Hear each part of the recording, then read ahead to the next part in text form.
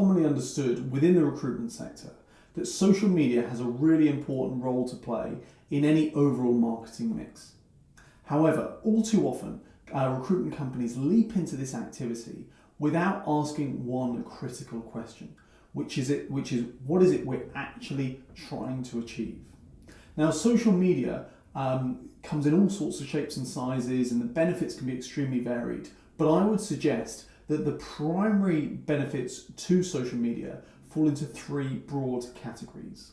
The first is from a brand perspective, and this is becoming increasingly important, particularly as both customers and employees of recruitment companies are demanding that their firms really show a more human side, that they open their doors and they communicate honestly and transparently about who they are, what is it they're trying to achieve, what they care about, what their values are, etc. And I would suggest that social media is really like no other channel in its ability to achieve those objectives. The one downside, of course, from a brand point of view is it's far more difficult to measure from a quantitative point of view some of these benefits. So it might be that you have to get some qualitative feedback. What kind of content do people like? What do they not like? What are their thoughts about your presence on social media generally? But of course, you can also mix that in with some reach and engagement metrics to get an overall picture of the implications on your brand from a social media point of view. Now, secondly, and far more quantifiable, is the impact on lead generation. Now, this depends a little bit on the market that the recruitment company is targeting, but 9 times out of 10, their audience is going to be active on one or multiple social media platforms and seeking to engage with the kind of content that this recruitment company could produce. And if that's the case, and if they're willing to provide their data in return for that content, it can be a really exciting and scalable means of ramping up your lead generation. Now, in terms of the metrics you'd look at, as I say, this is really quantifiable. So you can look at the cost per acquisition for those leads and how that compares to the value of the lead in terms of lifetime customer value, taking into account conversion rates, etc. But you can also, of course, look at the sheer volume of lead acquisition across each of these different social channels. So you can see that each month, Facebook has delivered this, LinkedIn has delivered that, etc.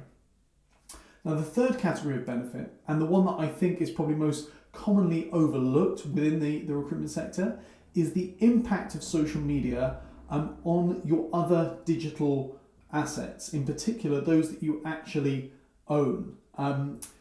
Now, what I mean by this is the trouble with social media is, as powerful as it can be, you don't actually own those platforms. You are effectively building on somebody else's land.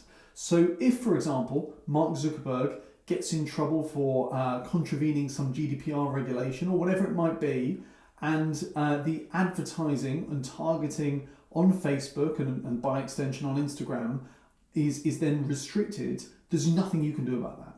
Or maybe on LinkedIn, perhaps the cost of advertising continues to creep up, and then one day you find that it's no longer a viable route to market, and there's nothing you can do about it. All of that hard work and energy you've invested in building your presence on that platform is now, in the long term, it doesn't really count for much. Or maybe you have an intern come in and they write something silly on Twitter and you get your profile blocked. Again, there's nothing you can do about it. Whereas the two assets that you actually own online, which are your website and your email list, these are entirely in your control. And therefore, when we're engaging in the social media activity, we should constantly be asking ourselves, how are we using them to fuel these two assets that are actually ours?